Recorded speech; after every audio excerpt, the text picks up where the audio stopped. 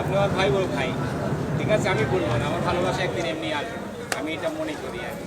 আকাশ থেকে বৃষ্টি যেমন হয়েছে একদিন না একদিন রহমত হতে হবে। কারোর বৃষ্টির জন্য ক্ষতি হয়েছে, আবার কারোর লাভ হচ্ছে বৃষ্টির জন্য। আপনি এইটুকু মনে রাখবেন, আমি কোনো দিন কোনো লোকের টাকা লাগবে না, আমি কোনো ভাড়াইটি লোক নেব না আমার ভালোবাসার ভিতরে। না না না, ওই পলিসি করে আমি দেশের কোনো কাজ করতে চাই না।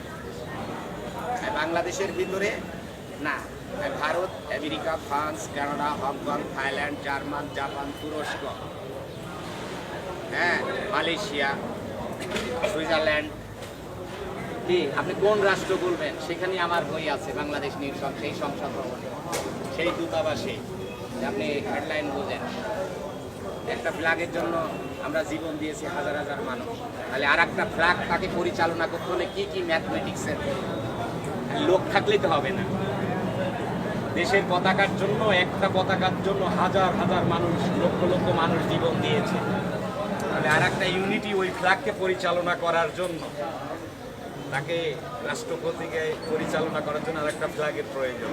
কিন্তু আমি টাকার বলে সব কিছু আঁকাই দিলেই হবে না, এটুকু অন্তত মনে রাখবে। শিক্ষিত লোক কোনো টাকা দিয়ে কিনা যায় না, শিক্ষিত লোক জজ ব্যারিস্টারকে টাকা দিয়ে কিনা যায়, ঠিক এটা আমি মনে রাখি। এটা হয়তো আমি বলছি, এটা আপনাদের কাছ থেকে সেই বিষয়টা পাবো। আমি মানবাধিকারের ভাইস প্রেসিডেন্ট, আমি জাতীয় সাংবাদিক সংস্থার আজীবন সদস্য, আমি নিজেই শিল্প, আমি নিজেই কাজ করি, আমি নিজেই গাড়ি ড্রাইভিং করি, আমি নিজেই শিল্প কাজ জানি। আমি একটা মেশিন বানালে 20 লাখ 30 লাখ টাকা বেচতে পারি, 40 লাখ, কেন আমি কাজ করে শিখছি।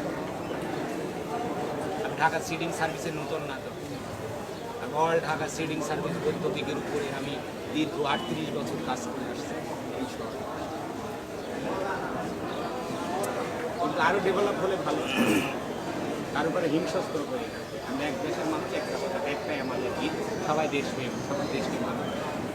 হয়তো কেউ এই সাইডে, কেউ আম গাছের নিচে দাঁড়ায়, কেউ আম গাছের নিচে দাঁড়ায়, কেউ কাঁঠাল গাছের নিচে, কিন্তু কাউকে অ্যাভয়েড করা যায় না। এই জিনিসটা কেউ কাউকে করবে না, সে যেই হোক না কেন।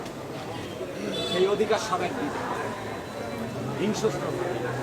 আপনি ডাক্তার, আপনার কাছে যে রোগী যাক না কেন, আপনি কী করবেন, ডাক্তার হিসেবে কী করবেন, সেই ব্যাখ্যা নির্ণয় করে কোন দল আর কোনটা, এটা কোনো ব্যাখ্যা কেন আপনি ডাক্তারের ধর্মে গিয়ে সুস্থ থাকবেন।